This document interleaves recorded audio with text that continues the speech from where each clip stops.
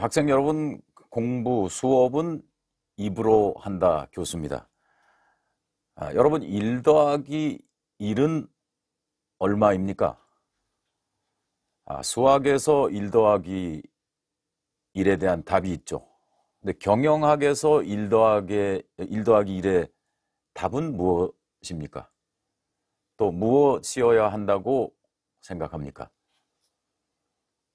오늘 수업 시간에 경영학에서 1 더하기 1은 답이 무엇이어야 하는가에 대해서 여러분 답을 좀 해주십시오.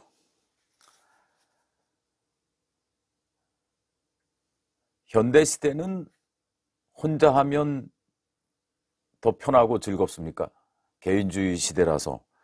아니면 함께 하는 것이 더 좋은 정답입니까? 여러분 개인적으로 어떻게 생각합니까?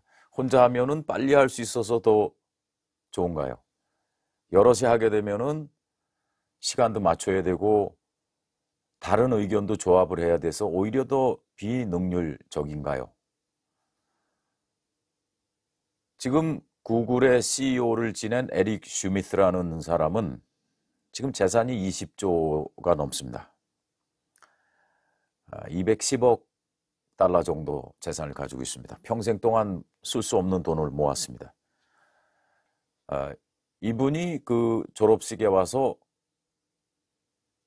축사를 했습니다. 아마 한 10분 이상, 15분 정도 축사를 했는데 거기에 핵심 내용은 이겁니다. None of us is smarter than all of us. None of us is smarter than all of us. 여기 있는 그 누구 한 사람 누구도 전체보다 더 똑똑하지 않다. 이렇게 얘기했어요. 여러분, 그 공유 경제 시대, 그리고 함께 지혜를 나누는 그런 지식 경제 시대라는 것을 우리 학생들이 오늘 수업을 통해서 좀 이해를 했으면 좋겠습니다. 지난 수업에서 헨리 페이어, 그 프랑스 말로는 앙리 페이어의 14가지 관리의 원칙에 대해서 설명을 했습니다. 어떤 것들은 되게 비슷비슷해서 좀 헷갈리는 거 제가 이해합니다. 13번째 요소 중에서 initiative, 영어로 initiative, 주도권, 또 혹은 창의력, 직원들이 본인의 의견을 내서 스스로 나서서 자발적으로 일하도록 하는 것이 중요하다. 이 이론은 벌써 105년 전에 앙리 페이어에 의해서 주장이 되었습니다. 여러분 어떻게 생각하십니까?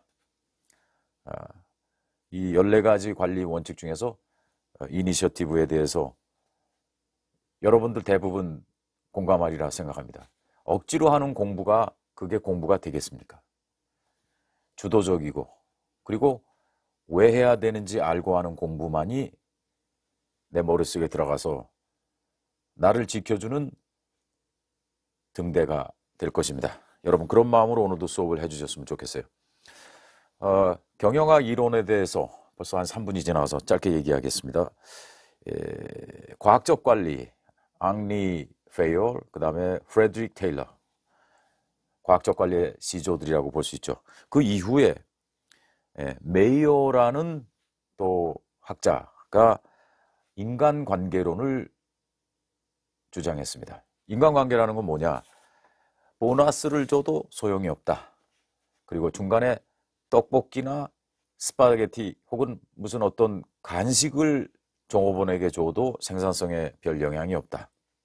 작업 시간을 조금 단축시켜줘도 생산량이라든지 생산성에는 변화가 없다. 휴식 시간을 더 줘도 종업원들의 어떤 생산성에 영향을 주지 않는다. 이런 결과를 내놨어요. 여러분 그러면 뭘까요? 돈을 더 줘도 안 되고 근무하는 여건을 더 좋게 바꿔줘도 생산성에 변화가 없어요. 그러면 도대체 어떤 요소가 작업에 영향을 주겠습니까? 그거에 대해서 이따가 한번 여러분 이야기를 좀 해주세요. 그리고 그 다음에 이제 behavioral science, 소비자들의 행동, 그리고 인간의 행동으로 초점을 맞춰서 연구를 한 그런 그 학문이 나중에 또 나오게 됩니다. 이거를 이제 영어로 behavioral science. 이런 경우에는 굉장히 중요한 것이 사회적인 욕구가 돈보다 더 중요하다. 이런 그 결론을 대체로 냈습니다. 또 자아실현 역시 굉장히 중요하다. 직장 생활에서 또 일에 있어서 회사에서 직원들이 일하는 데 있어서 이런 것들이 중요하다고 밝혀냈습니다. 역시 매슬로의 욕구 5단계설이 여기서 또 한 번 튀어나오는 것 같아요. 그 다음에 이제 시스템적 접근이 있습니다. 경영학 이론에 있어서 말이죠. 그래서 여러 가지 시스템들이, 작은 시스템들이 모여서 큰 시스템을 이루고, 그래서 결과를 좀 더 좋은 결과를 낼 수 있다. 하나하나 있는 것보다 뭉쳐 있을 때 훨씬 더 큰 성과를 낼 수 있다. 이게 시스템적 접근의 장점이라고 할 수 있겠습니다. 그리고 이제 마지막으로 그 contingency theory라는 게 있어요. contingency. 이거는 뭐뭐에 영향을 받는 theory다. 뭐뭐에 컨틴전트한 거다. 뭐뭐에 의존이 된다. 뭐뭐의 조건에 따른다. 이런 거예요. 그 뭐의 조건이냐? 아무리 내가 잘하더라도 상황에 따라서, 환경에 따라서 결과가 다르게 나올 수 있다. 그리고 기업의 경우에 내부 조직에 있어서의 변수에 따라서 아웃푸트가, 성과가 다르게 나타난다는 거죠.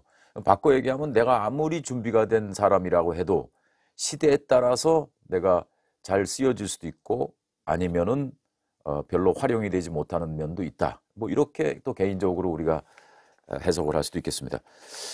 여러분 그 마지막으로 김영석과 박진영, 방시혁의 성공 비결에 대해서 제가 좀 이야기를 하겠습니다. 여러분 김영석은 잘 모르겠지만 그 박진영에게 작곡을 가르쳐준 그 선생님입니다. 선배입니다. 그리고 방시혁에게는 박진영이 여러 가지를 가르쳐 주었습니다. 여러분 이런 것들이 무엇을 의미할까요?